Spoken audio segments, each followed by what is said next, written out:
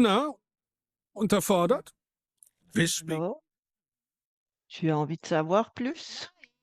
Tu te sens sous-estimé? Non, si. Ou est-ce que c'est le chef qui trouve qu'il est temps? Alors essaye comme ça. Formation continue à la 7AV, Life Science and Facility Management. Et ça se passe où? Ici, ici, ici et ici. Mais il y a aussi quelque chose qui se passe à l'extérieur. Et qu'est-ce que vous proposez concrètement? Plus de 120 000 offres de formation continue, environnement, nature, immobilier, facility management, numérisation et sciences des données, afin que vos données deviennent plus qu'un simple fichier Excel. Alimentation, microbiologie, gestion de laboratoire, santé et puis société. Bon, d'accord, une bonne offre très vaste, mais est-ce qu'elle est fondée? Ah bah là, c'est une ascension fulgurante. Bon, allez, vas-y. Par Avadi. On pourrait aussi se faire une reconversion professionnelle. C'est hors de question. Si, si, je m'inscris. Et les intervenants? Il y a des professeurs de très grande qualité, plus de 100, et il y a aussi des intervenants issus de la recherche afin que le travail fasse un nouveau plaisir pour ne pas rater le train. Tu peux, à côté cela, te créer un réseau qui est très prometteur parce que la formation continue vaut le coup.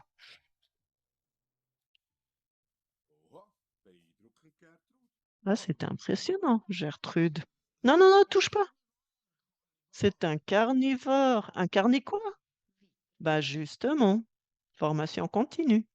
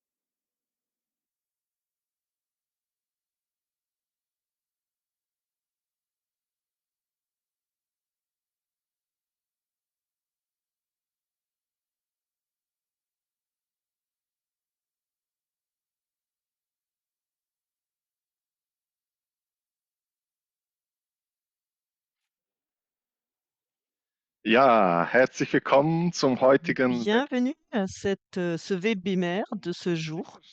Alors, il s'agit justement des revêtements perméables, des pavés qui sont perméables. Donc, nous avons préparé tout un programme passionnant et ceux qui viennent de nous rejoindre ou celles qui viennent de nous rejoindre dans ces webinaires, Sylvia va nous donner quelques informations pour vous expliquer comment cela se passe chez nous. Merci beaucoup, Stéphane. Donc, je vais rapidement partager mon écran. Bonjour tout le monde et bienvenue au webinaire, cette fois-ci sur le sujet des revêtements perméables. On va apprendre qu'est-ce qu'ils apportent à la ville éponge. Alors, comme toujours, le webinaire est enregistré et par la suite, il sera mis à disposition sur la plateforme web et vous le trouvez sur le lien affiché. Et pour ceux et celles qui sont chez nous pour la première fois et qui souhaitent recevoir des informations d'ordre général sur ces webinaires, vous allez trouver cela dans le premier webinaire. Donc là, on avait mis l'accent sur l'aménagement du territoire. On a justement présenté le projet des webinaires à cette occasion-là. Et nous allons passer au programme. On va commencer avec un projet de recherche très pratique de la ville de Zurich. C'est le projet pilote sur le parking de Oerlikon, le Dreiecksparkplatz. Et nous avons travaillé, la ZWAE a travaillé ensemble avec S2L, donc architecte paysagiste. Il y a la ZHW qui sera là aussi, à Daya Sturz, qui va nous le présenter. Monsieur Berti va un tout petit peu nous parler des résultats et du monitorage.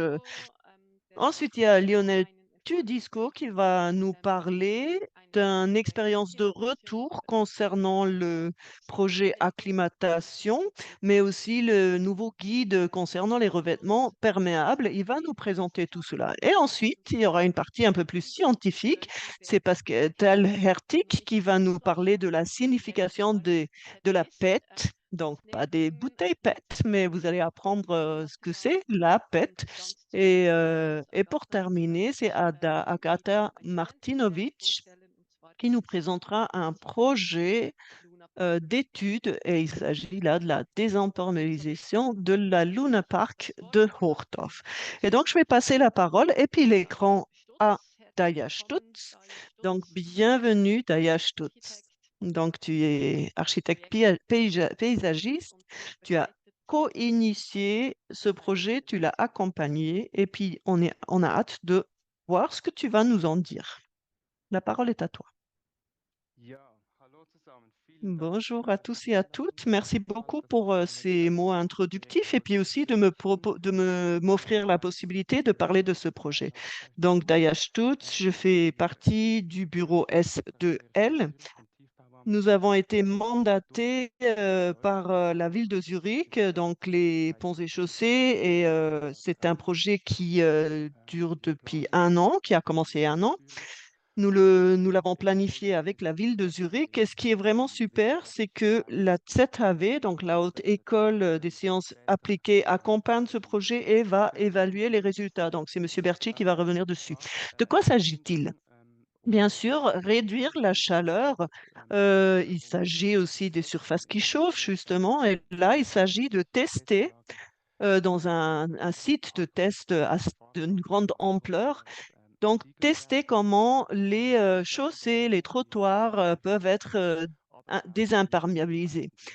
Et donc, on parle de la surface, mais on parle également du sous-sol avec les projets épanches.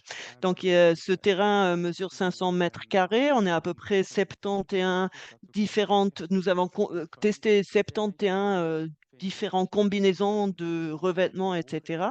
Et c'est vraiment un laboratoire pour la ville éponge. On peut tester les choses, on peut échouer. C'est vraiment un modèle réalité et on peut comparer aussi telles quelles les choses. Et donc, c'est magnifique de voir que la ville a eu le courage et a aussi mis à disposition les fonds financiers pour mettre en place un laboratoire en plein air pour justement s'occuper de ce sujet important de manière très sérieuse. Il s'agit de l'évolution du développement de la chaleur, de la charge thermique, je pense que tout le monde connaît.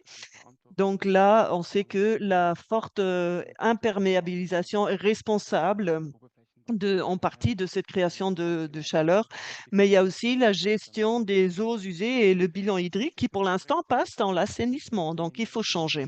L'objectif, c'était vraiment de rechercher et de définir des pratiques de réduction de la chaleur et de désimperméabilisation. Concrètement, on va tester les surfaces et par la suite, si c'est possible, on aimerait bien appliquer les résultats dans l'espace public. Donc ça, c'est vraiment dans le contexte d'un projet zurichois. Donc le test est à Oerlikon, juste à côté du stade. C'est un grand parking qui s'adapte, qui est tout à fait adapté parce qu'il n'a pas justement de pente. Et il y a des arbres. Bon, ça, je reviendrai dessus. Donc, c'est vraiment un super site de test. Là, vous voyez le montage expérimental. De quoi s'agit-il? D'abord, on a des surfaces perméables, c'est surtout ça. Mais ce qui est vraiment intéressant là, c'est plutôt le sous-sol. On a testé 4 différents sous-couches. On a des matériaux de couches de fondation classiques, vous le connaissez, recyclés. Donc, le matériau primaire, on a comparé avec du recyclé. Et ensuite, on a la couche de base de gravier de 45, donc relativement avec une granulométrie assez épaisse. Et puis, le béton drainant. Et puis, donc là, ça, c'était un test à côté, c'était sur la chaussée, c'était du gravier avec du béton drainant pour voir la stabilité de la chaussée. Ensuite, nous avons testé différentes surfaces. Donc, béton avec une partie, donc avec un liner engazonné, avec des parts de joints différents, des proportions de joints différents, donc de surfaces végétalisées qui peuvent être empruntées par des véhicules jusqu'à des surfaces qui étaient vraiment, euh, qui étaient justement en gravier. Donc là, on a plusieurs mélanges de sable, on a utilisé plusieurs types de granulométrie, on avait utilisé différents substrats de végétation, donc organiques, minéraux mélangés. Il y a différentes manières de construire avec du béton, avec du ciment, Après, on n'a pas utilisé du tout de matériaux contenant du plastique. Donc, voilà, des joints en plastique, etc. Et puis pas d'asphalte drainant. Donc cela a abouti à 71 surfaces avec des combinaisons différentes, des montages différents que nous avons fini par évaluer, mais je vais revenir dessus. Là, on a à peu près 1500 mètres carrés de ce site. En bas, vous avez la partie à gauche recyclée, en bas, ville éponge. En haut, c'est primaire, matériaux primaires classiques. Donc là, vous avez les parkings, mais on a également testé la chaussée que vous voyez ici. En ce qui concerne euh, la, le- la surface la couche de surface, il y a plusieurs types. Là, vous avez le A, c'est une fondation classique. Après, il y a le type B, c'était le matériau recyclé. Donc, d'un point de vue écologique, c'était pas vraiment pour savoir comment ça se comportait au niveau de la ville d'Épanche, mais c'était juste pour comparer. Mais après, il y avait le C. Là, on a ce corps d'éponge avec cette fondation, avec justement du gravier, avec plusieurs granulométries, donc notamment avec des grands volumes qui pouvaient stocker l'eau. Et puis après, la chaussée avec le béton drainage pour tester la stabilité, c'est le C2. Voilà à quoi ça ressemble, la fondation classique que nous avons pu en partie maintenir. Et puis de l'autre côté, vous avez le béton recyclé. Ou encore, là, vous avez la ville éponge, vous avez le ballast 2,45, le gravier primaire 0,45, le 2,45 ballast au milieu. Et puis après, le béton de drainage qui peut absorber beaucoup d'eau. Et il était question de voir combien d'eau s'infiltrait et puis comment cela pourrait vraiment apporter une contribution à réduire la chaleur. Et tout devant, vous avez justement le béton de drainage pour comparer, pour tester la stabilité. Donc, il s'agit vraiment de tester des surfaces de roulement. Il y a des voitures qui se garent là, qui font des manœuvres et qui roulent. Donc, il fallait vraiment tester en temps réel. Ensuite, les différentes couches de roulement et d'usure. Nous avons testé plusieurs pavés de béton, pierres naturelles. On a testé plusieurs types avec des différents mélanges. On a du liner, on a différentes tailles et proportions de joints. On a combiné plusieurs substrats de remplissage aussi et on a fait beaucoup de combinaisons. Donc, imaginez, on a parlé avec beaucoup d'experts, d'expertes, beaucoup de fournisseurs de fabricants. Donc, nous avons quand même appris beaucoup de choses et on a pu réellement créer une certaine expertise dans ce domaine-là. Là, encore une fois, pavé en béton, la pierre climatique, Codelman, la pierre en pierre naturelle, en différents formats, différentes largeurs de joints, entre 3 jusqu'à 30 mm, entre 4 et 30 mm, pour tester comment justement ça se comportait par rapport à l'infiltration de l'eau et quelle était la répercussion sur le développement de la chaleur. Mais je vais revenir dessus après. Et là, encore une fois, la combinaison avec les différents substrats, les ensemencements. On a dalles de gazon, lignes de gazon, pierres écologiques, mais aussi les constructions végétalisées, donc gazon, gravier engazonné en différents types.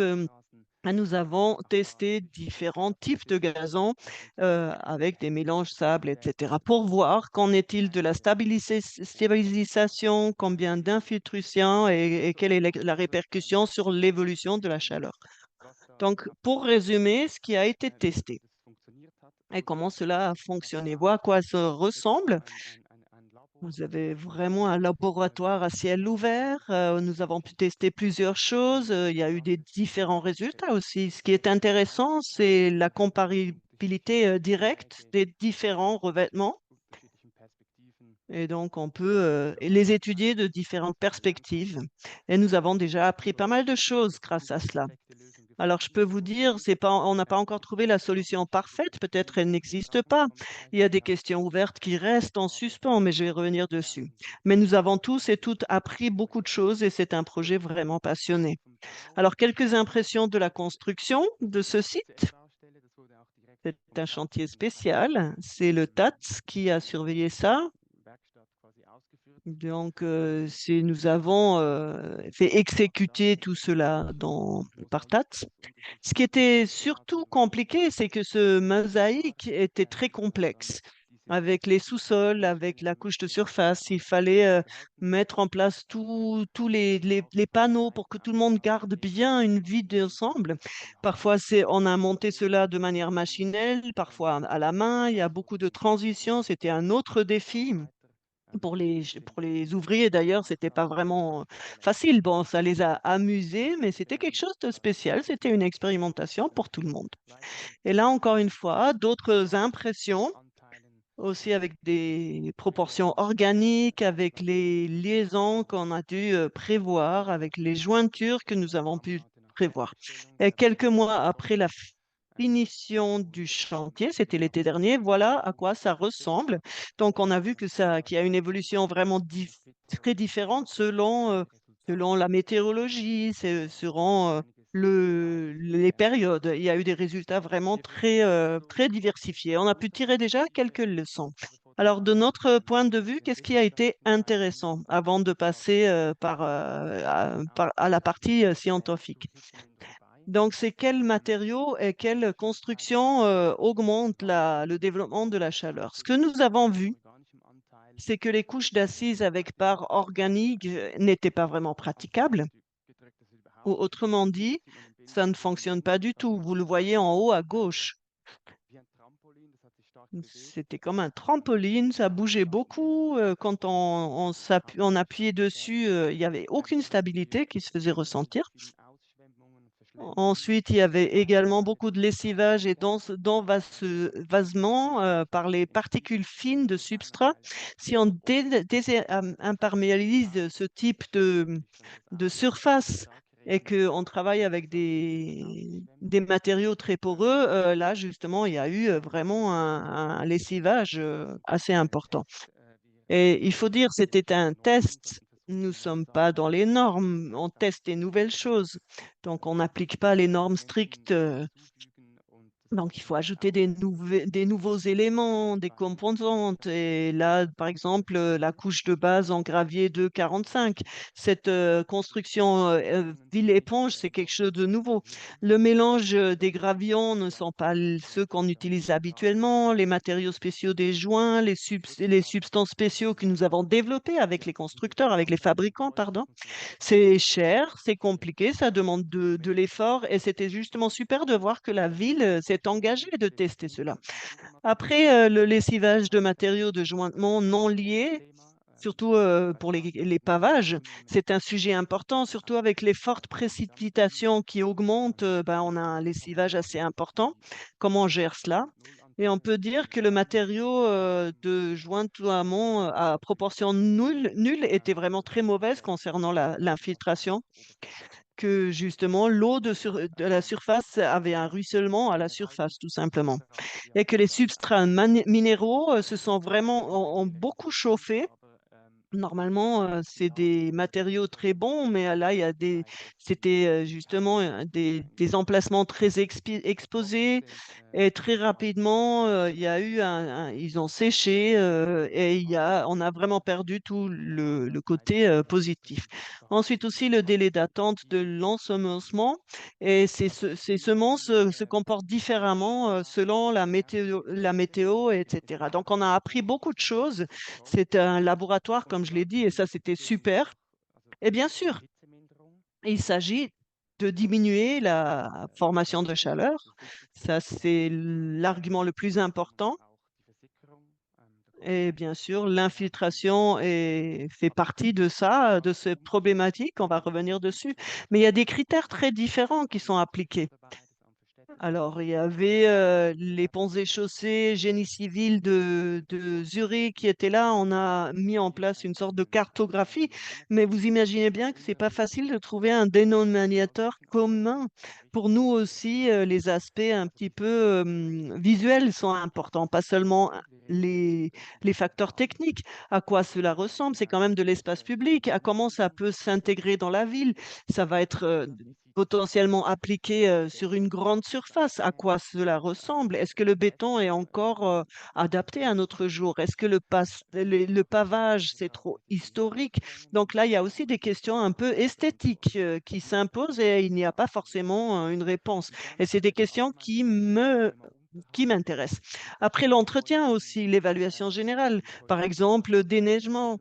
Combien ça coûte, combien ça coûte de l'entretenir, l'accessibilité, là aussi, il y a des normes importantes qu'est-ce que ça signifie pour les personnes à mobilité réduite? Qu'en est-il du caractère antidérapant?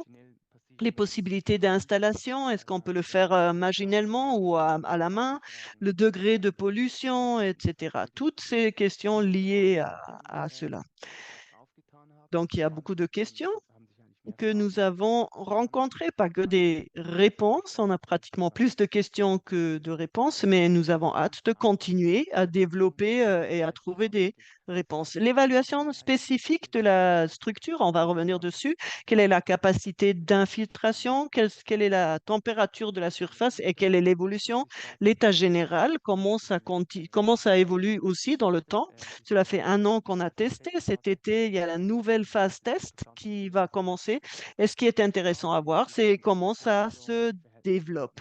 Le substrat, et puis aussi quel est l'état de la végétalisation en règle générale. Beaucoup de thématiques, beaucoup de questions d'un point de vue technique, mais aussi esthétique. Et je pense que c'est un sujet qui va continuer à nous préoccuper pendant longtemps. Je trouve ça passionnant et je crois que on va tous continuer à développer ce projet ensemble. Allez le voir, ce projet, il est accessible, il est public. Et si jamais vous avez des questions, n'hésitez pas à revenir vers nous. Il y a aussi des visites guidées organisées par la ville de Zurich et on a hâte de continuer à travailler sur ce sujet. Merci beaucoup. Wunderbar, vielen herzlichen Dank, Daya Stutz. Es ist wirklich ein sehr spannendes Projekt, das ihr da kreiert habt. Merci beaucoup, Daya Stutz. C'est un projet passionnant Je vous recommande également d'aller jeter un coup d'œil, d'inspecter les lieux en quelque sorte. Si vous avez des questions qui concernent ce projet, vous avez la possibilité de les poser dans le chat en tant que commentaire et ensuite nous allons les faire suivre. Et en attendant les premières questions, je me permets d'en une moi-même. Est-ce que d'autres couches de revêtements sont prévues? Vu la panoplie des produits sur le marché, avez-vous des idées, des visions quant à d'autres revêtements à tester? Oui, nous sommes en pourparlers avec la ville pour une troisième étape, pour aller de l'avant.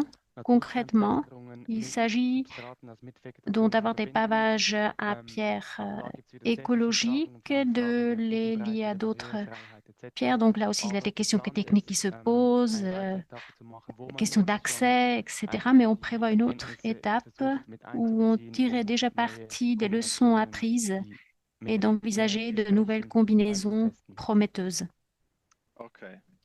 Parfait. C'est intéressant parce que ensuite on aura une comparaison directe de plusieurs revêtements, les uns à côté de l'autre. C'est cela qui rend votre projet pilote unique parce qu'il y a toute une série de revêtements différents sur la même surface. Vous avez lancé beaucoup de projets concernant les villes éponges. Vous êtes en train de revoir déjà d'autres projets. Alors, quand on prévoit des revêtements perméables, à quoi faut-il faire attention? S'il y a une municipalité qui prévoit d'en poser, de quoi faut-il surtout tenir compte? Question difficile. Alors, bien sûr, il faut tenir compte de nombreux aspects techniques. C'est vrai que cette surface de test, c'est super, mais ce qu'il y a de mieux, c'est de créer des surfaces vertes. La première priorité devrait être vraiment d'engendrer un maximum de surfaces vertes pour permettre le ruissellement. Et ce n'est que dans un deuxième temps qu'il faudra désimperméabiliser les anciennes surfaces perméabilisées. C'est mon argument de base. L'idéal, c'est d'avoir un tapis végétalisé dense, arborisé. Donc, notre scénario, ce n'est que la deuxième, voire la troisième priorité.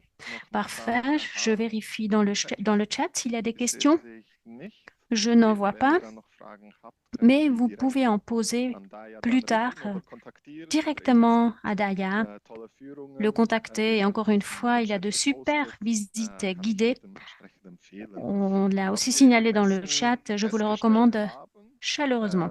Ce que nous avons constaté lors des mesures, c'était donc vraiment super passionnant de tester de si nombreux revêtements à la fois. Et c'est M. Berchi de notre groupe de recherche qui va vous donner les détails. Un grand merci de l'introduction, la transition. Comme il a été dit, je m'appelle Alain Berchi. Je travaille ici à la ZHAV en tant que collaborateur scientifique dans le groupe de recherche sur l'utilisation des plantes et j'ai le plaisir de vous présenter aujourd'hui ce projet pilote. Après l'achèvement de la surface pilote, nous avons été chargés d'accompagner le suivi scientifique de ces 72 parkings différents. Qu'est-ce que cela veut dire concrètement? Nous faisons des relevés thermographiques, des mesures d'infiltration et des notations des revêtements végétalisés. L'année dernière, nous sommes lancés dans le monitoring et nous avons pu effectuer une seule mesure jusqu'à présent. Les mesures seront encore effectuées cette année et l'année prochaine et ensuite les résultats seront évalués dans le rapport final. J'ai quelques minutes pour vous présenter les méthodes et les premiers résultats. Si vous souhaitez obtenir des informations plus détaillées, vous pouvez scanner le code QR sur notre site web pour y accéder. Concernant les images thermographiques, nous avons réalisé des images thermiques des différents parkings en août dernier. Et pour cela, nous voulions illustrer l'évolution des températures de surface lors d'une chaude journée estivale. Les surfaces ont été photographiées 3 fois pour illustrer l'échauffement pendant la journée et la dissipation de la chaleur le soir. Ces prises de vue ont été effectuées au moment le plus chaud de la journée, après le coucher de soleil et pendant la nuit. Les températures minimales et aussi les températures maximales sont indiquées. Et afin de pouvoir comparer les revêtements, nous avons retenu les valeurs moyennes, ou plutôt déterminées. Pour obtenir un aperçu, ces images thermographiques ont été prises par des drones à l'intérieur de cette zone bloquée. Les revêtements verts, avec beaucoup d'ensemencement, s'échauffent le plus. Mais si la part de verre de ces revêtements diminue, le substrat et les éléments en béton, par exemple le liner de gazon, se réchauffent davantage que les pierres, par exemple, ou les blocs de béton. Mais il y a une baisse sensible des températures dès que le soleil se couche. La part de joint des revêtements verts a une grande influence sur l'échauffement. Plus la part de joint est faible, plus la surface se réchauffe. Et il y a aussi des différences pour ce qui est des substrats en termes de réchauffement. Le gazon de gravier avec une part minérale plus élevée se réchauffe moins que le substrat avec une part organique plus élevée. Les Huber-Quartzstein, des pierres écologiques ou naturelles en granit clair, ce sont ceux qui s'échauffent le moins de tous ceux qui ont été testés et se refroidissent plus vite après le coucher de soleil. Mais le granit clair, c'est moins réchauffé que le quartz Huber. Et parmi les pavés en béton utilisés, le pavé clair, qui est composé de béton, d'un amas de béton, c'est moins échauffé que le pavé plus foncé qui est composé d'un béton très dense. Maintenant, les mesures d'infiltration. Afin d'évaluer la perméabilité du revêtement, nous avons réalisé un test rapide pour mesurer le temps ou l'indice d'écoulement et la quantité d'eau écoulée dans certaines conditions. Mais ces valeurs ne servent qu'estimer approximativement la perméabilité des revêtements. 3 mesures ont été effectuées avec des anneaux de mesure. Et d'abord, nous avons défini les emplacements pour mesurer toutes les surfaces selon le même modèle. Ensuite, ces anneaux ont été placés sur le revêtement nettoyé, scellé, avec une argile. Et l'argile étanche empêche que l'eau ne s'écoule latéralement. Les revêtements ont été saturés avec 6 litres d'eau. La saturation ne doit pas saturer complètement le revêtement, mais simplement créer des conditions identiques pour tous les revêtements. Après la saturation, on ajoute encore 6 litres d'eau en plus pour la mesure. Si le revêtement permet d'infiltrer la quantité d'eau dans les 15 minutes, le temps est chronométré jusqu'à la disparition de toute l'eau. Mais s'il ne s'infiltre pas complètement, on mesure la différence de niveau d'eau par rapport au repère au point de 6 litres. Selon les normes, les revêtements perméables doivent pouvoir infiltrer durablement une certaine quantité d'eau. Maintenant, le taux d'infiltration est deux fois plus élevé est exigé pour le système à l'état 9. Pour Oerlikon, on compte avec un seuil de pli moyen de 0,03 litres par seconde par mètre carré. Cela donne une valeur de 300 litres par seconde par hectare. Et pour ce parking à l'état 9, on obtient 600 litres par seconde. Mais il faut mettre les chiffres en perspective. Cette valeur dépasse légèrement celle enregistrée lors d'un événement du siècle, un événement centennal. Meilleur taux d'infiltration, les 2 dalles de gazon, suivis par les lanières de gazon et les écopavés. Meilleur taux d'infiltration avec des substrats minéraux à gros grains sans partie nulle. Les gazons en gravier ont été réalisés avec 2 substrats différents. Là aussi, les particules fines dégradent ou détériorent la performance d'infiltration. Et vu que 2 surfaces étaient très compactes, aucune mesure n'a pu être prise. Il y a aussi des pavés en pierre naturelle avec des joints avec un gravillon fer à terre qui obtiennent le meilleur taux d'infiltration. Et il y a deux autres pierres pierres qui ont réalisé des valeurs plus basses. Mais le type de pierre ne semble pas avoir d'influence. Donc, sur l'infiltration, pour les pavés en béton, celui qui est un peu plus foncé, plus dense, obtient des valeurs plus élevées que ceux à alvéoles. Mais contrairement au relevé thermographique, les matériaux des joints ont une influence sur la capacité d'infiltration. Ceux qui sont plus grossièrement granulés évacuent l'eau plus rapidement, mais les différentes couches de substrat ou de fondation n'ont pas d'influence sur la quantité d'eau utilisée. Il y a des directives relatives au début de pluie et selon ces directives, tous les revêtements atteignent les valeurs prescrites. Deux exceptions, ceux de gazon gravillonné trop compacté et un revêtement en pierre naturelle avec des joints de matériaux en proportion nulle. Mais seuls 10 revêtements au total n'ont pas atteint la valeur 2 fois plus élevée, donc pour les produits à l'état neuf. Alors, maintenant, les notations. Nous avons 49 revêtements végétalisés, gazon gris, liner, pierre écologique, etc., qui seront montés cette année, l'année prochaine, 3 fois par an. Printemps, été, automne. Les plantes vertes et plantes vivaces, cette population sera élevée comparée avec la valeur initiale. Et on va voir quelles espèces se sont établies, celles qui ont disparu et celles qui ont apparu. En plus, on juge le degré de couverture et la vitalité des ensemencements. Grâce aux différents substrats, on pourra constater quel substrat convient à quel ensemencement et à quel revêtement. Lors des notations du sondage en printemps, il y a déjà eu de grandes différences qui ont été observées pour ce qui est du degré de couverture de la végétalisation. Les substrats purement minéraux sont les plus mauvais élèves. Ce sont des substrats constitués de parties légères. Ils s'érodent quand il y a de la pluie et ils sont lessivés. Jusqu'à présent, ces substrats ne sont pas stables en termes de structure. Il faut un rapport équilibré entre les composants minéraux et organiques. Pour végétaliser les parkings la deuxième année, c'est la meilleure solution. En outre, ces substrats doivent être lourds et brisés. Mais là aussi, trop de composants nuls dans le substrat ont une influence négative sur la croissance des plantes. En outre,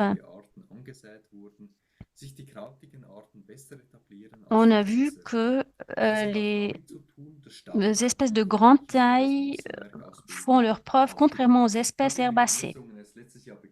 Comme nous avons commencé les mesures l'année dernière uniquement et nous n'avons réalisé qu'une seule mesure à la fois, les résultats d'aujourd'hui doivent être pris avec un grain de sel. Par exemple, mesurer l'infiltration au sein d'une surface de parking a relevé de grands écarts types. Donc, il faut voir comment les revêtements évolueront au cours des 3 années. Les résultats seront programmés pour le printemps 2026. En principe, nous pouvons dire que les espaces verts et l'ombre permettent de créer plus de baisse de température. Les matériaux de joint concassés, sans parties nulles, obtiennent le meilleur taux d'infiltration et les plantes herbacées sont plus résistantes à la chaleur. Je vous remercie de votre attention et je reste à votre disposition si vous avez des questions. Ja, wunderbar. Magnifique. Würden wir weiterfahren? Alors, on continue tout de suite. Alain Bertschi, auch Et c'est maintenant Alain Bertschi qui est de la partie. Il va répondre à vos questions si vous en avez. Vous pouvez poser vos questions maintenant. Nous avons réalisé beaucoup de mesures sur ce parking, plusieurs types de revêtements, etc. Qu'est-ce que tu peux nous en dire quant aux mesures? Où se situaient les obstacles principaux? Je pense que la difficulté majeure, les challenges, c'était que ce n'est pas un essai en termes de laboratoire, mais ce sont des mesures sur les objets réels, avec de la circulation quand même si on avait le droit de barrer l'accès. Mais la difficulté, c'est que vous n'avez aucun revêtement, aucune surface qui remplisse exactement les mêmes conditions. Qu'est-ce que cela veut dire? Vous avez des parties fines qui sont amenées par l'eau ou non, et on peut difficilement agir là-dessus.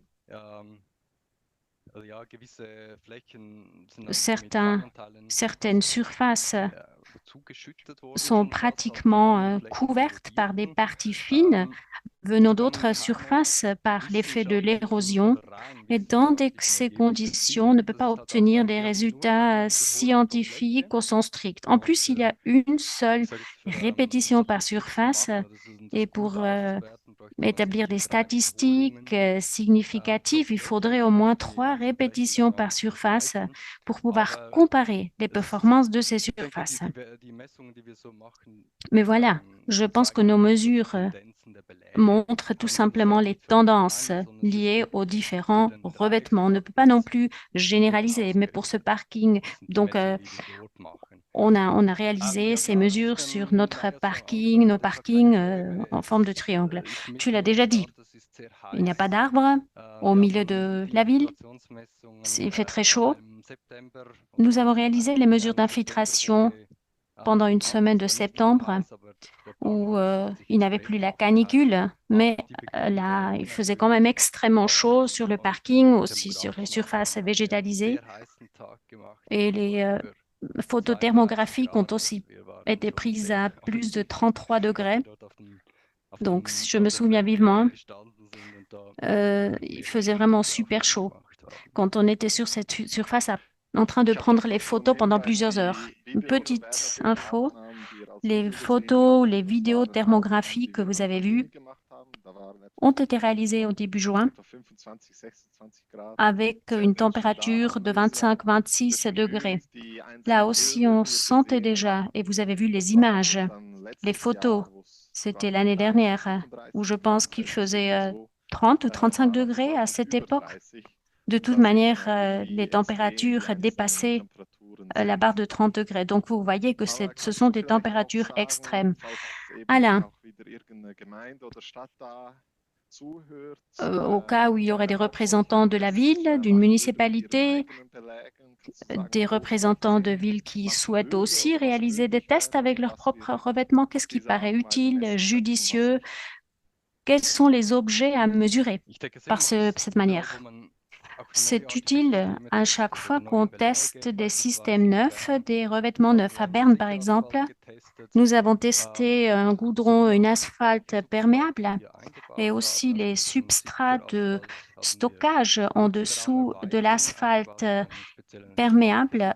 Nous avons posé un substrat spécifique et là, nous avons réalisé des mesures d'infiltration pour évaluer les spécificités d'infiltration de ces nouvelles couches.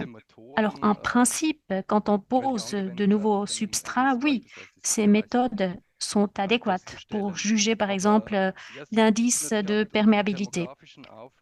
Alors, maintenant, il y a aussi les photos thermographiques avec une caméra thermographique qui donne de bons arguments et qui plaident en faveur des surfaces vertes et des arbres. Des bureaux d'ingénieurs, par exemple, qui parfois doivent se battre pour une proportion de surface verte. Quand on peut donc raisonner et dire oui, cela fait baisser la température des revêtements ou des façades de plus de 10 degrés, je pense que ce sont des arguments qui comptent. Il y a une question encore qui vient du chat. Andreas Seller l'a posée. Question concernant le substrat.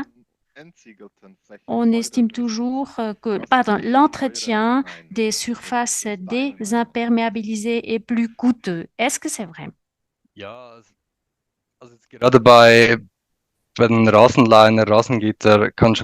le liner de gazon, on l'a déjà dit.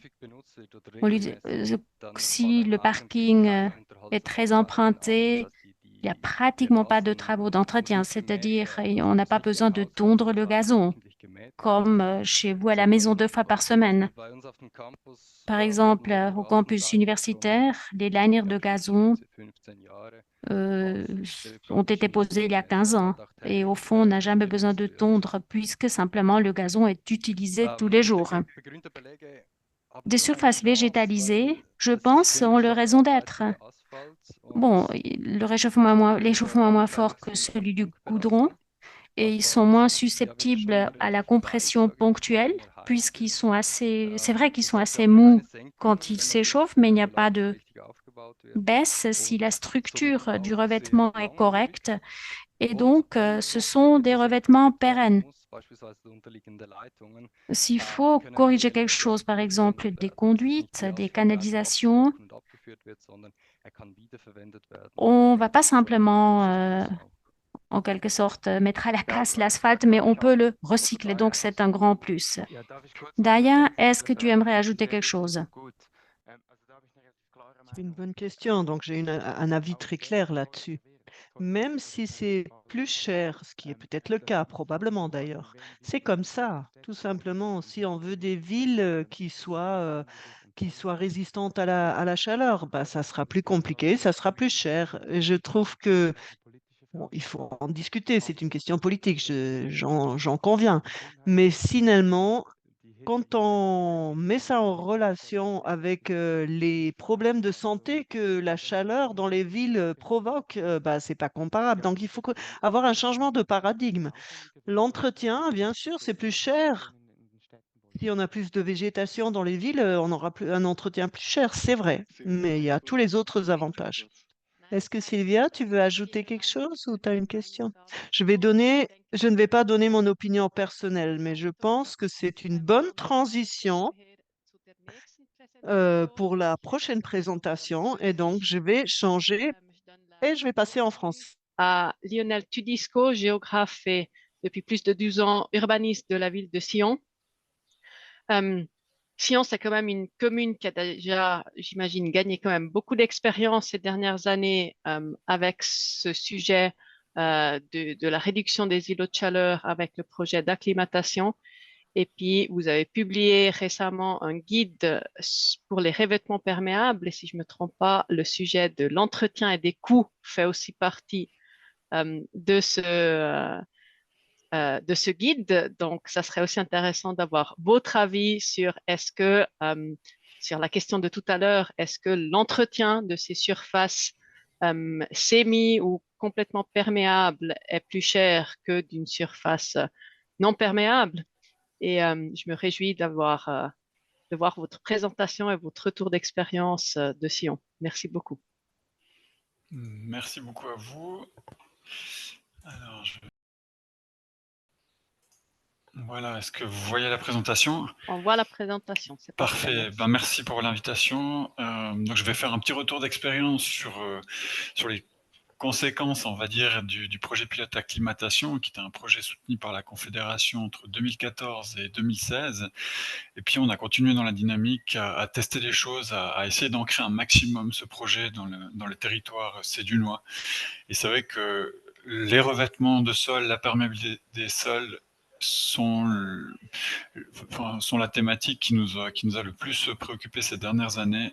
On va comprendre pourquoi. Donc, en 2014 et 2016, on a élaboré, en fait, le conseil municipal a validé des lignes directrices pour l'aménagement et l'entretien des espaces publics avec une sorte de 10 grandes tables des lois, en fait, on va dire, sur la création de nouveaux espaces qui partaient finalement de la conception, en priorisant vraiment la végétalisation, le cycle de l'eau naturelle, des espaces libres, donc principalement sur les espaces publics, toute une série de recommandations aussi sur la vision intégrée, de penser en fait l'aménagement de l'espace dans la ville, de savoir quel rôle et fonction a cet espace public pour relier aussi les milieux, etc. Donc vraiment une vision qui changeait vraiment de la façon qu'on avait de voir un espace public comme un espace, on va dire, ponctuel, mais vraiment un espace qui était intégré, avec des fonctions écosystémiques aussi mises en avant, par aussi la volonté d'avoir des choix et des matériaux qui soient beaucoup plus durables et beaucoup plus intégrés dans la résilience de la ville on parlait de revêtement perméable, d'albédo aussi plus importante pour diminuer la surchauffe des revêtements, et puis naturellement une végétalisation qui soit optimisée. Donc ça, c'était un petit peu les recommandations adressées au service de la ville à la suite de notre projet acclimatation qui était mené par les services de l'urbanisme et de la mobilité.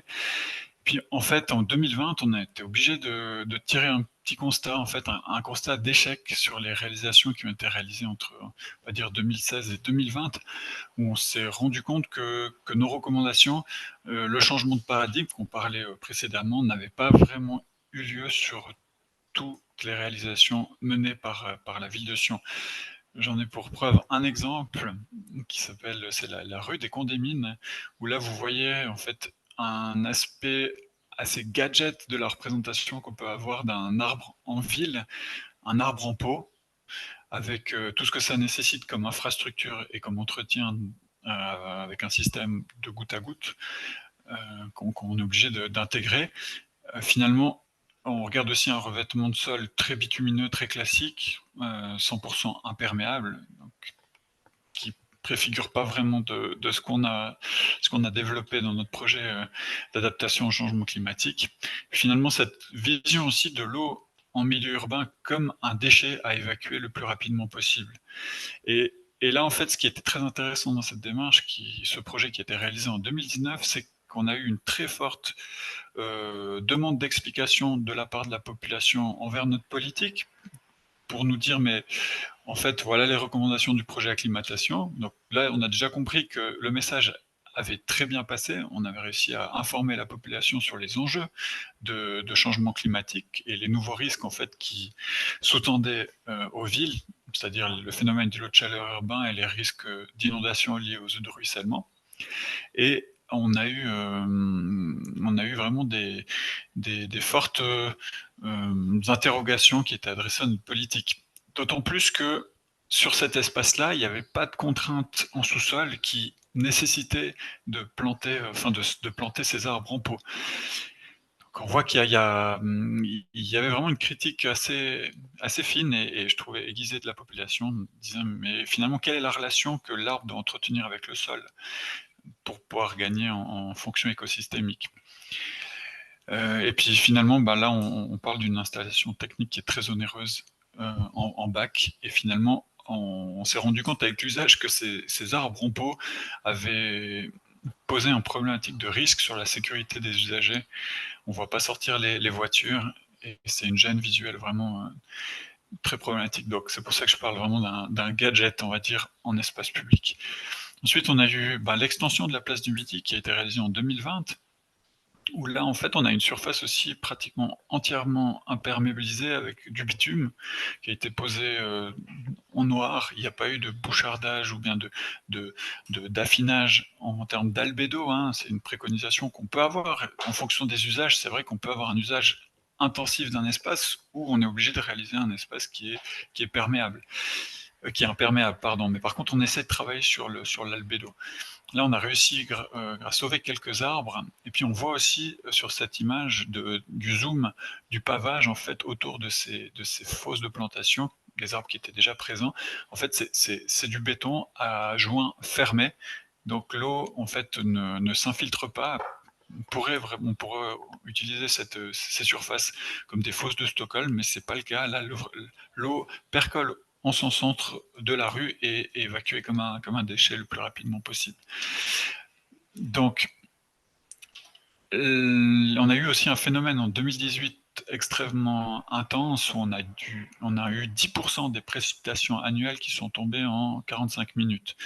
Lausanne a connu plus ou moins le même événement la même année. C'est des dégâts qui ont été chiffrés à Lausanne à 27 millions. On voit quelques images où les rues vraiment se transforment en cours d'eau.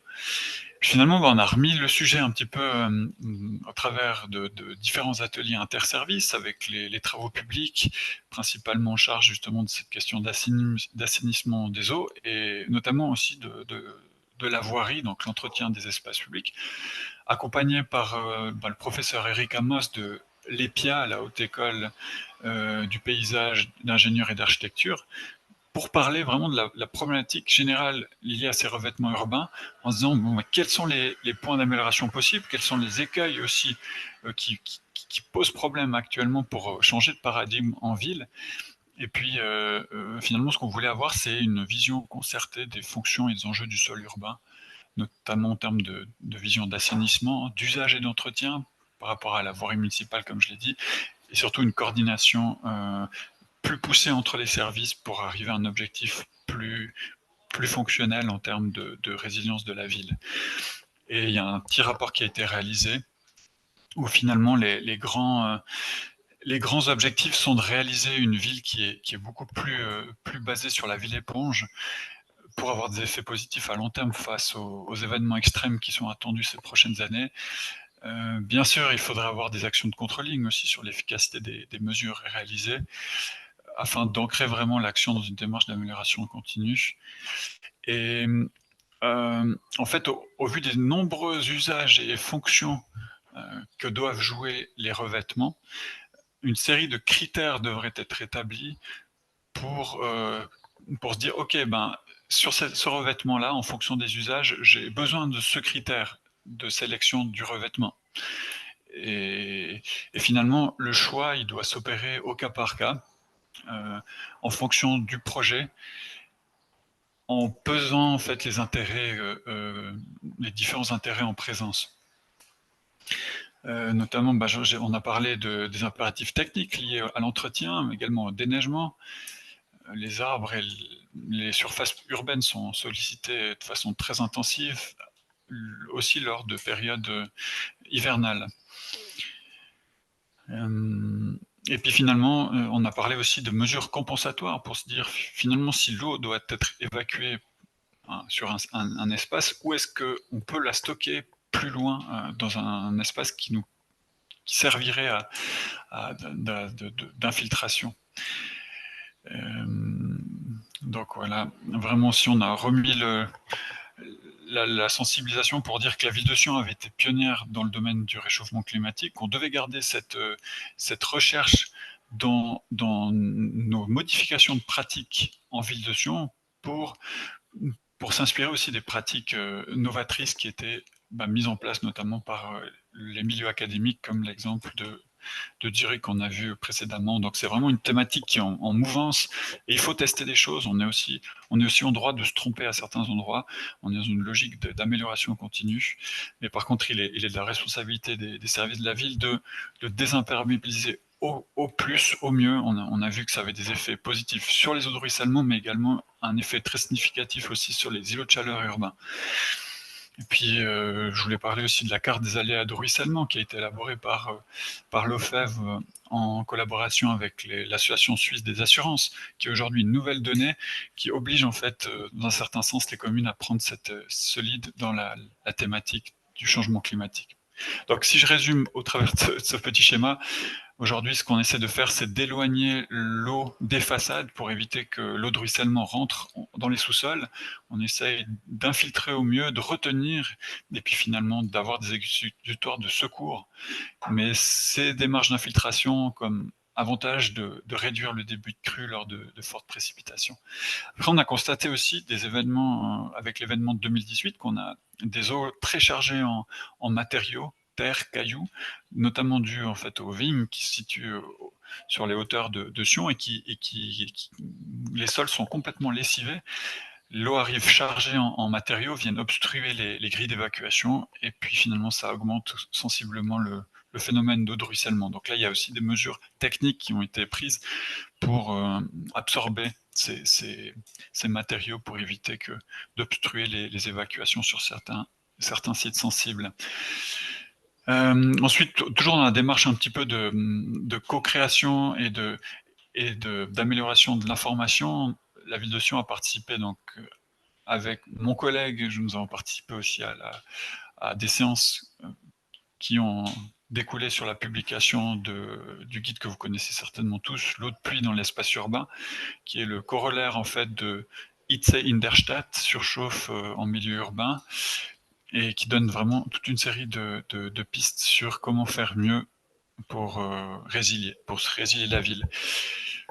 Lors de notre projet pilote en 2018, on avait réalisé un guide que vous voyez sur ces images, principalement orienté sur le propriétaire privé, comment le propriétaire privé pouvait faire mieux chez lui en termes de végétation, en termes de sol et en termes d'eau.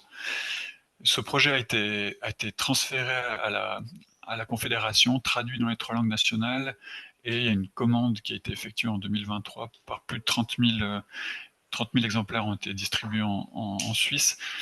Nous, en fait, on a voulu aller plus loin par rapport à ce constat d'échec, et on a édité justement dans ces fiches du guide, on a édité un nouveau feuillet qui s'appelle le guide sur les revêtements perméables, qui démontre en fait 8 grandes familles de sols perméables avec justement différents critères d'analyse qui peuvent être sélectionnés en fonction du besoin spécifique du projet. Donc l'important pour le concepteur du projet, c'est de savoir quel est l'usage souhaité de son revêtement, aussi chez le privé, hein, ça peut être chez le privé, mais également sur le public. Et puis en fonction, on a tout un gradient de revêtements qui peuvent être proposés. Ce guide, il a aussi été réalisé avec l'EPIA, et c'est un petit peu notre objet pédagogique qui découle de nos ateliers interservices. Donc ce guide, il a été diffusé en 2023, et voilà le petit résumé des 8 grandes familles, avec voilà, les dalles béton, première famille, enrobé bitumineux poreux, 3e, dallage pavage naturel et pierre naturelle, 4e, des dallages en béton préfabriqué, les graves naturels, 5e famille, 6, gravier libre, 7, grilles béton, plastique, acier, et les 8, tout ce qui est plaquettes de bois libre, pavés de bois également, qui sont utilisés dans certains de nos récents aménagements. Donc les 8 grandes familles avec des critères de sélection préférable en fonction de le déplacement pour les mobilités douces, le coût à la réalisation, est-ce que c'est carrossable? Non. Est-ce que c'est favorable pour l'environnement? Est-ce que ça demande des entretiens qui sont facilités? C'est pas les classes sont assez larges, hein. On a un minimum, médium et optimum dans le jugement, mais ça nous donne déjà des orientations. On parle aussi d'infiltration d'eau, et c'est vrai que notre objectif, c'était vraiment d'insister sur la pléthore de revêtements perméables qu'il existait, et on a tendance en ville à utiliser principalement du bitume, des enrobés bitumineux qui sont connus par les entreprises, mais aujourd'hui on doit vraiment changer de paradigme, on l'a dit, quoi. Et puis il y a une 9e fiche qui parle du principe de compensation de l'imperméabilisation. Donc on parle d'éviter, c'est finalement ce que proposent ces revêtements. Ensuite, on parle de réduire. Si vraiment on n'arrive pas à rendre le sol perméable, on peut le restituer dans un espace de compensation, et puis finalement voilà, réduire et compenser. Donc ces critères qui font partie de la stratégie souhaitée pour le futur. Je vais finir par quelques réalisations qui montrent en fait la nouvelle dynamique qui a été réalisée suite à ces discussions, où finalement il y a aussi une volonté politique d'aller plus loin dans la thématique. Et je pense qu'on a un exemple là qui a été inauguré il y a 2 semaines, qui est assez symptomatique de ce changement de vision. Là on a le projet de la rue des Aubépines, c'est une rue et un parc où vous voyez sur le schéma en fait des secteurs de zones d'infiltration avec des bassins de rétention qui récupèrent les eaux de la rue pour les stocker, les infiltrer et les restituer en fait à l'eau de la nappe in fine, avec des systèmes de trop-plein éventuellement pour évacuer cette eau en cas de nécessité. Vous voyez qu'il y a vraiment un travail plus fin qui a été fait sur les revêtements. Alors là, ça reste des revêtements qui sont imperméables, les revêtements piétonniers ou les revêtements également de la route, mais par contre, les fosses de rétention et d'infiltration jouent un rôle grâce à la végétation, et il y a vraiment une symbiose qui se réalise entre la pente, les usages et l'amélioration qualitative du projet. Donc c'est vrai qu'on a un retour très positif depuis ces 2-3 dernières semaines de cet aménagement qui prend gentiment son essor. On voit déjà le rendu qualitatif visuel de cet aménagement. On ose imaginer que dans 3-4 années, ça va être vraiment exceptionnel. 2-3 détails aussi sur les fosses de décantation qui permettent en cas de problème, imaginons une voiture qui perd de l'essence, de filtrer et d'éviter en fait de restituer ces eaux d'infiltration directement dans le sous-sol avec un système de trop-plein.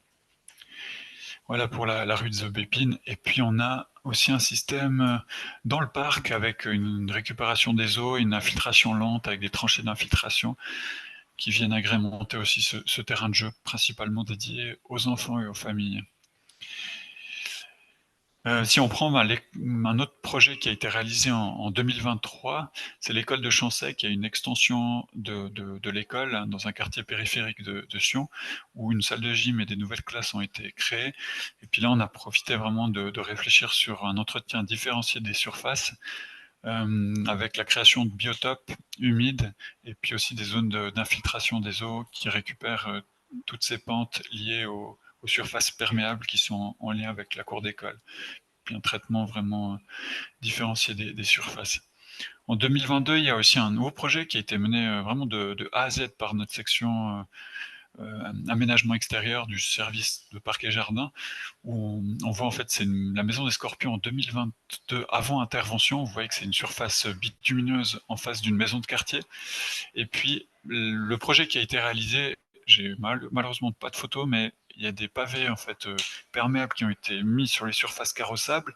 Le centre de la surface devait rester facilement exploitable pour poser une tente, selon le désir des habitants du quartier qui organisent en fait le carnaval chaque année sur cet espace. Donc une zone de rencontre qui peut facilement être réaménagée, par contre avec un gravier stabilisé, et puis des surfaces beaucoup plus perméables avec des pavés gazon, des plantations d'arbres, et puis à terme aussi une surface en pergola qui va être végétalisée. Quand je vous parlais aussi de préfiguration d'un changement de mentalité, on a eu en fait tout un secteur Ich au hatte sud de auch la gesagt, dass sich die Mentalitäten ein bisschen verändern. Le secteur de Ronco 21 au sud de la Ronco gare. 21, südlich des Bahnhofs. J'ai malheureusement un retour là de la traduction. Der Redner sollte vielleicht, vous devrez peut-être enlever les écouteurs. Oui, je vais juste enlever ça. Voilà. Donc, je reprends. Donc, un énorme secteur au sud de la gare de Sion qui souhaite en fait à moyen long terme, on parle de l'horizon 2050, accueillir la croissance de la ville de Sion dans un tissu mixte. Il y a eu un concours qui a été mené, un concours d'urbanisme qui était remporté par Herzog de Morand et Michel Deving, paysagiste. C'est 60 hectares, c'est quand même une énorme surface. Et à terme, on souhaite accueillir 10 000 emplois habitants en 2050 sur cette surface. Et puis vous voyez en fait le projet lauréat qui a été choisi, donc c'est un geste très fort de réaliser un grand parc paysager au milieu du secteur de densification avec des points d'eau. Nous on est actuellement en train de réaliser le premier parc de ce secteur qui se situe dans la zone rouge à l'amorce de Ronco 21. C'est un secteur très visible d'entrée de ville à proximité du pont du Rhône. Et là, donc c'est le secteur actuellement en situation en 2023. Et le projet qui est en cours aujourd'hui, il est en chantier. Il a été traité par Michel Deving, paysagiste, avec une proposition de strate arborée très différente en fait, avec une arborisation, une canopée haute, des canopies basses, différentes ambiances en fonction des utilisations du secteur, et puis aussi des réflexions sur les matériaux. Des cheminements piétonniers, des cheminements également d'accès transport individuel motorisé, et puis toute la réflexion aussi sur finalement la capillarité de ce secteur en termes d'évacuation des eaux. Un secteur qui va récolter les eaux en son centre pour les infiltrer dans des tranchées d'infiltration et de nouveau avec le système de trop-plein et d'évacuation dans les eaux usées du système. Là, il y a vraiment une panel de revêtements qui va beaucoup plus loin que simplement du verre, du béton. C'est toute une série d'enjeux et de sols adaptés en fonction des usages. On parle de sols stabilisés, de pavés béton, de réutilisation aussi de terre végétale et de cheminement piétonnier avec des trottoirs en pavé de nos carrières de la région. Et ce secteur sera un test très intéressant pour le déploiement d'autres vêtements sur Ronco 21. Et donc, on est un petit peu dans une phase de test pour ensuite répliquer certains revêtements ailleurs dans le projet de Ronco 21. Vous parlez aussi que les routes sont des enjeux pour la surchauffe. On a eu la chance de collaborer avec Crolimoun et Partners sur un secteur de la rue de la Dixence où il y a une série de revêtements différents qui ont été testés pour voir comment ces matériaux surchauffaient. Alors là, ce n'est pas des revêtements directement perméables, mais c'est vrai que la question d'albédo doit être aussi prise en considération pour limiter les surchauffes de matériaux. Puis je vais finir aussi par une recommandation ou une perspective réjouissante où finalement les propriétaires privés comprennent les enjeux et sont aussi un partenaire essentiel à l'adaptation de nos milieux urbains puisqu'une grande majorité des surfaces leur appartient, donc ils ont une responsabilité dans l'adaptation au changement climatique. Vous voyez ce terrain qui était Pardon, tel est-ce que quel vous en m'entendez? 2017 avec des surfaces importantes d'entrée aux voitures et en l'espace de très peu de temps, en suivant vraiment le propriétaire, le nouveau propriétaire du secteur a utilisé notre guide et il a appliqué au maximum. Vous voyez la transfiguration vraiment de cet aménagement en l'espace de 3-4 ans. Vous voyez également, je vais repasser, des toitures végétalisées au sud, c'était des toitures terrasses qui ont été végétalisées. Donc la mutation de nos espaces traditionnels extensifs, enfin intensifs, pardon, en extensifs, peuvent se faire très rapidement et j'ai bon espoir que si le message passe, le changement peut s'opérer très rapidement. Et puis on a édité également un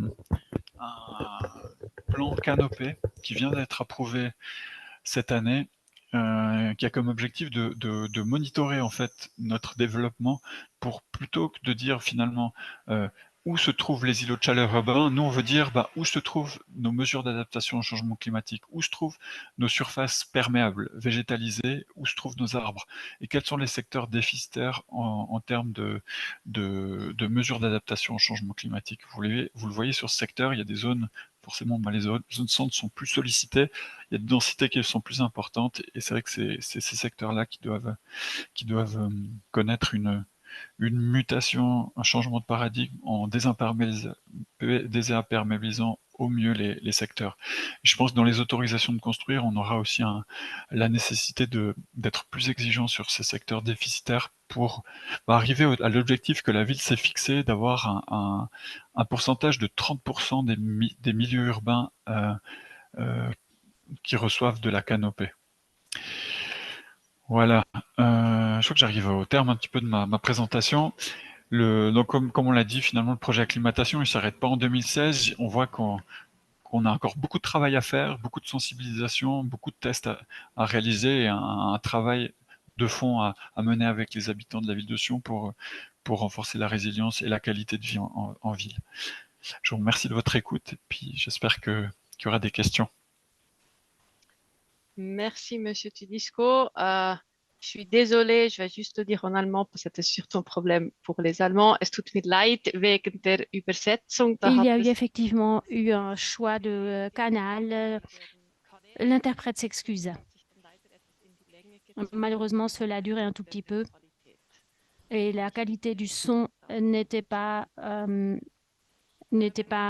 au top. Donc, je vous demande de m'excuser.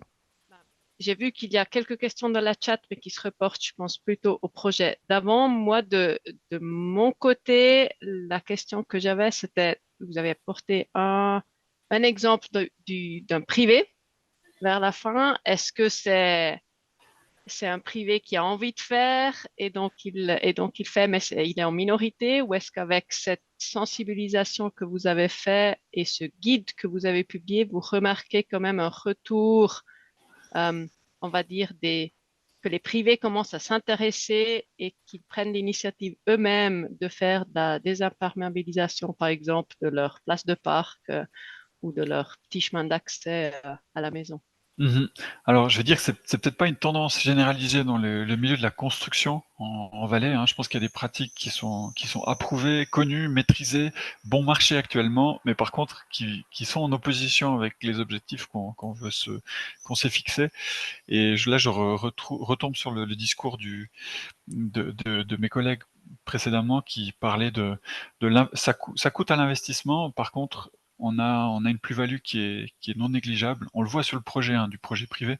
Là, c'est un architecte qui est sensible à la thématique, hein, qui a réalisé son extérieur de cette façon-là, mais qui n'avait pas forcément, comme beaucoup d'architectes, en tout cas beaucoup de sensibilité sur comment travailler les sols, comment travailler la végétation, et puis on s'est rendu compte que le guide remplissait parfaitement son objectif, que lui, de façon indépendante, il a réussi à avoir des tips et des bonnes pratiques qui lui ont permis d'arriver à l'objectif souhaité avec un rendu vraiment très intéressant, quoi. Mais c'est vrai que je pense qu'il y a encore un gros effort à faire dans les milieux de la construction. On part trop rapidement avec la solution la plus facile à mettre en œuvre, qui est le bitume.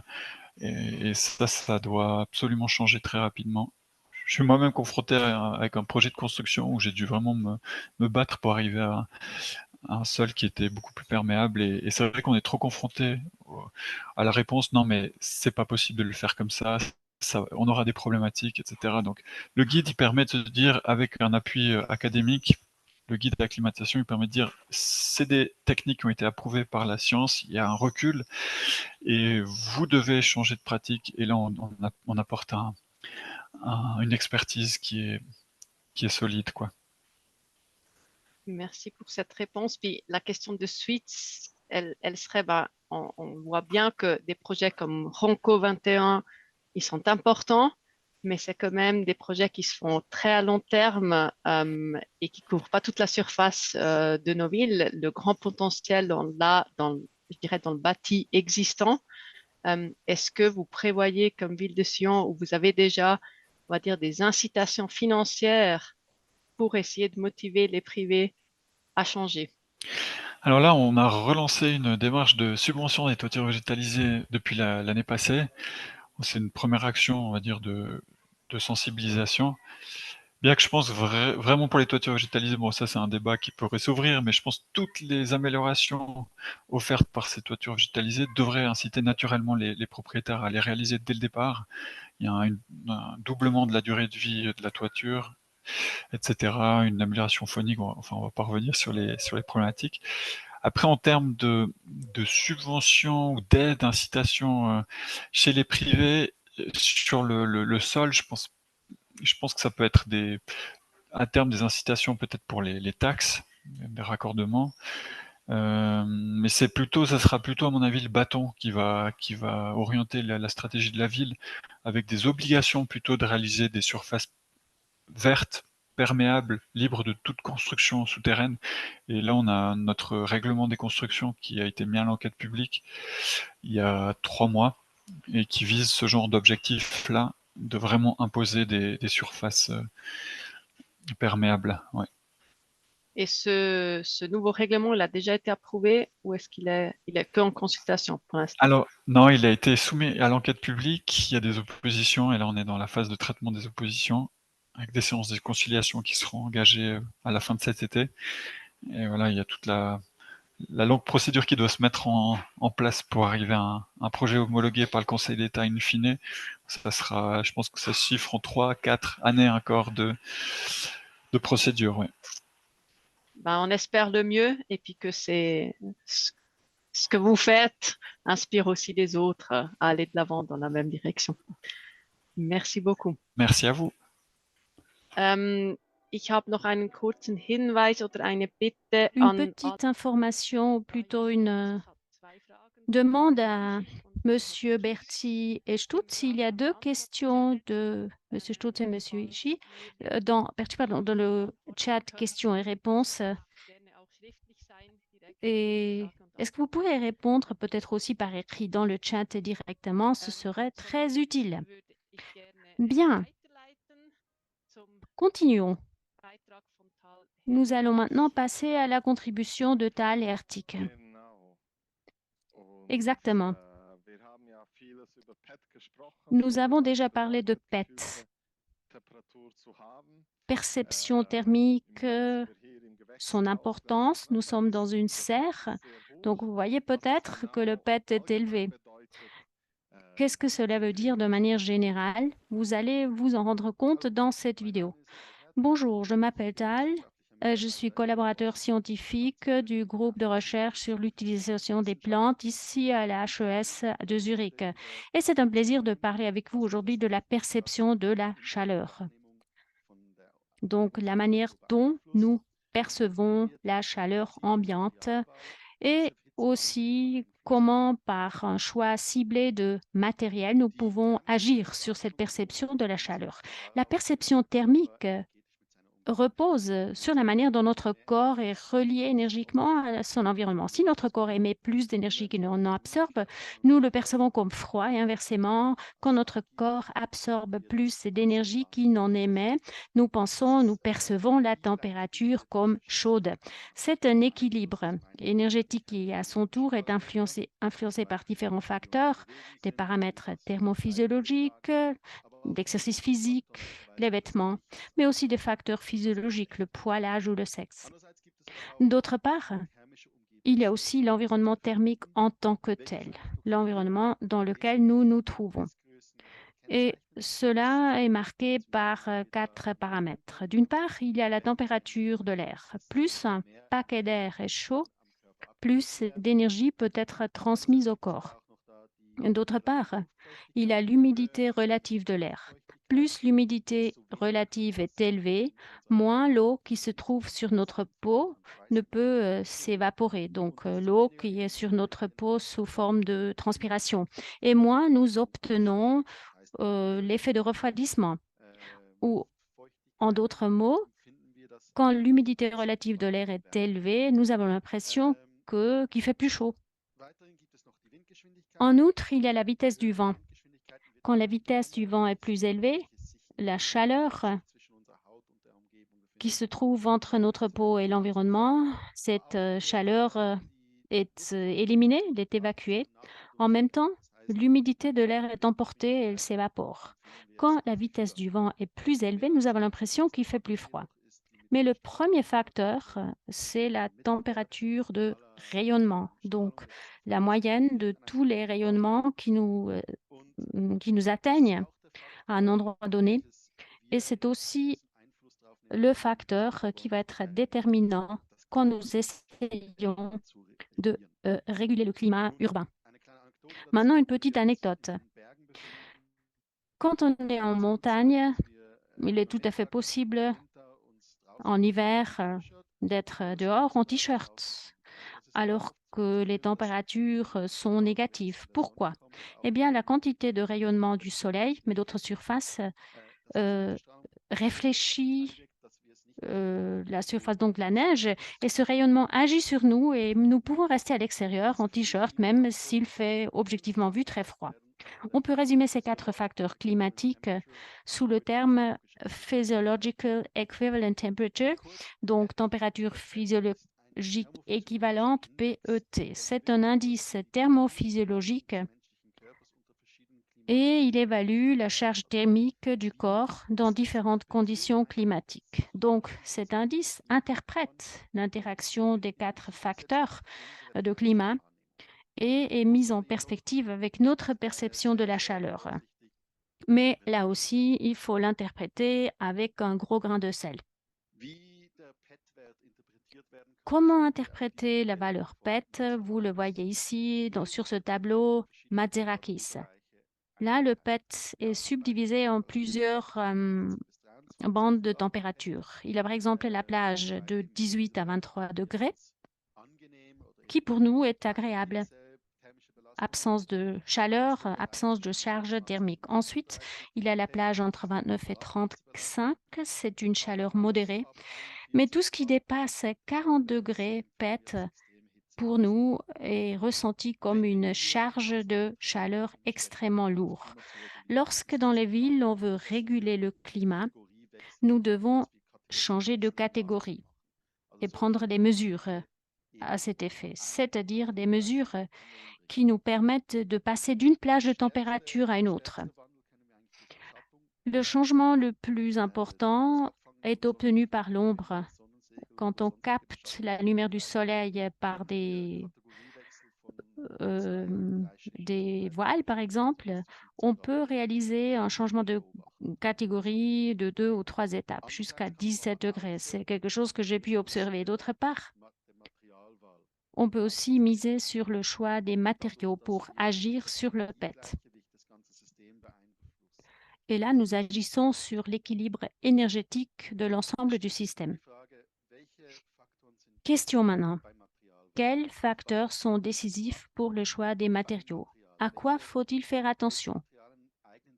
Et quels sont les matériaux qui se prêtent mieux à pouvoir réguler le climat? Je retiens 3 facteurs. D'une part, la couleur ou la luminosité du matériau. Des matériaux clairs réfléchissent davantage la lumière. Ils absorbent moins d'énergie, chauffent moins et restituent cette énergie pendant la nuit. Et là aussi, c'est à double tranchant. Pendant la journée, et notamment en période de grosse chaleur ou chaleur prolongée, le sol est sec et les matériaux clairs réfléchissent toujours la lumière. C'est-à-dire un corps à proximité de ces surfaces absorbe plus de rayonnement et la perception thermique est négative, c'est-à-dire on ressent la température comme de la chaleur. Mais utiliser des matériaux clairs est quand même judicieux, surtout lorsque ces matériaux sont perméables, parce que cela permet d'agir contre cet effet de réflexion. Un deuxième facteur important, c'est la densité de matériaux. Ces matériaux absorbent plus d'énergie et en rejettent davantage pendant la nuit. Troisième facteur, le comportement d'un matériau par rapport à l'eau.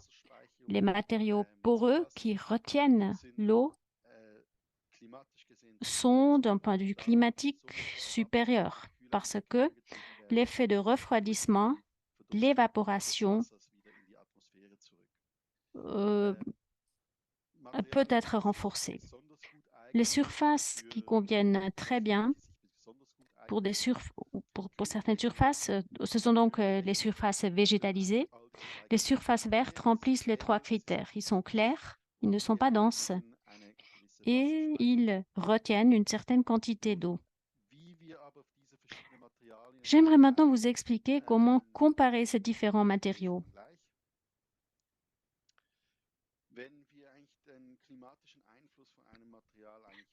Pour étudier les aspects climatiques d'un matériau, il y a plusieurs possibilités en ce qui concerne le PET.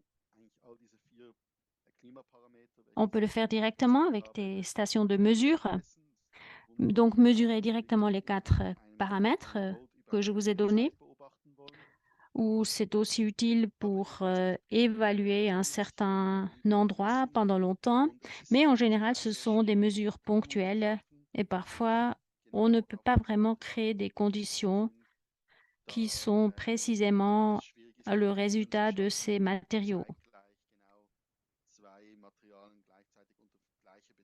Donc, il est très difficile de mesurer en même temps 2 matériaux à des conditions exactement identiques. Il y a une autre méthode. C'est la mesure par des images thermiques qui sont prises par des drones. Donc, on prend des photos de différentes surfaces en même temps. Mais le calcul du PET repose largement sur des hypothèses quant à la température de la surface. C'est-à-dire, on part du principe qu'une vaste surface se compose du même matériel.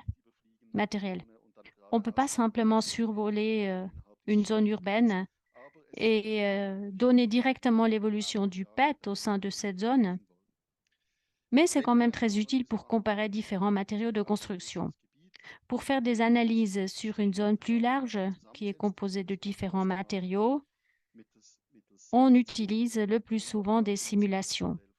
Dans notre cas, c'est le modèle NVMet qui est utilisé.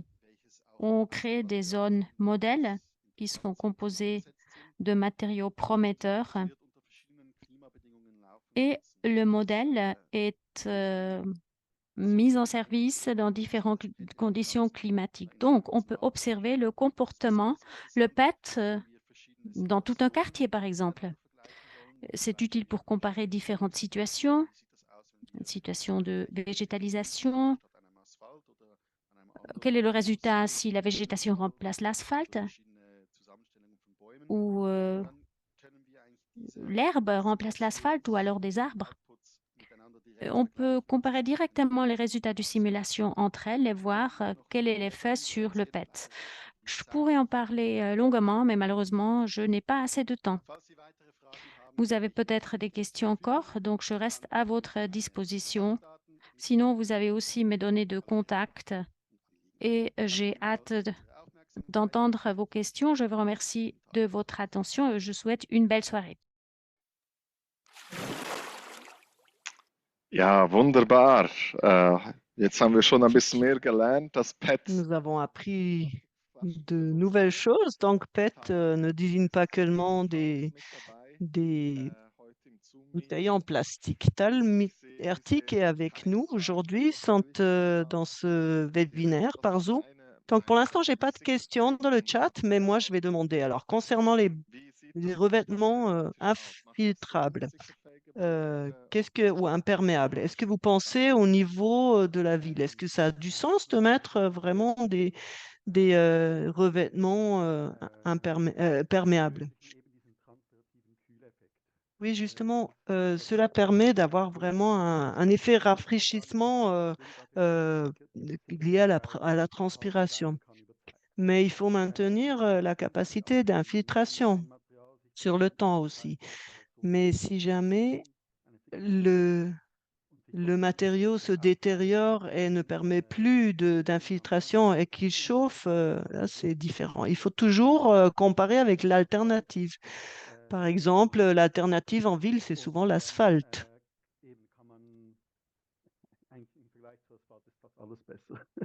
Et donc, tout est mieux que l'asphalte. On est d'accord là-dessus.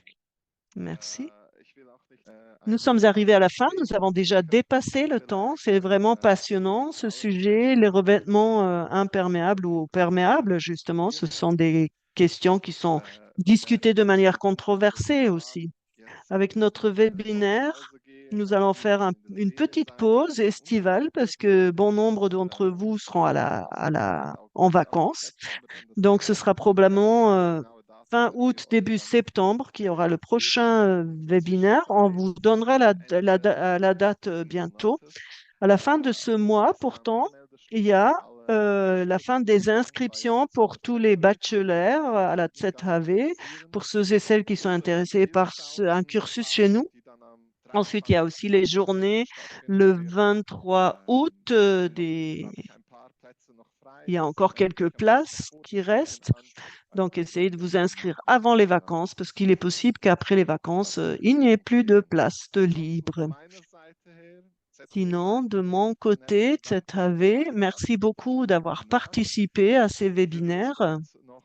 Je vais passer la parole à Sylvia, le mot de la fin. Pour moi, profitez du soleil. J'espère que le temps va s'améliorer et on se retrouve au mois de septembre ou de mois d'août. Merci beaucoup, Stéphane. Je ne vais pas prolonger les choses de manière artificielle. J'ai juste partagé mon écran. Vous voyez les 4 thèmes que nous prévoyons de traiter lors des prochains webinaires. Vous avez la possibilité, si vous n'avez pas encore rempli le formulaire, d'inscrire et d'indiquer vos priorités. Nous allons essayer de faire 3 à 4 webinaires entre août et novembre. Et nous aimerions, juste pour clôturer l'année, avoir une petite présentation des participantes. Donc, si vous avez des projets qui sont planifiés, qui sont actuellement en cours. Et si vous souhaitez les présenter en 5-10 minutes et que par la suite, vous nous donnez l'autorisation de les intégrer dans notre plateforme, notre collection de projets, n'hésitez pas à vous adresser à nous parce que ce serait l'idée du dernier webinaire de l'année. Donc, je vous souhaite également une très bonne fin de journée, début de soirée, une bonne pause estivale et j'espère qu'il y aura encore un peu d'été. Mais nous sommes ravis qu'il y ait autant d'eau, surtout quand on parle de Ville d'Épanche.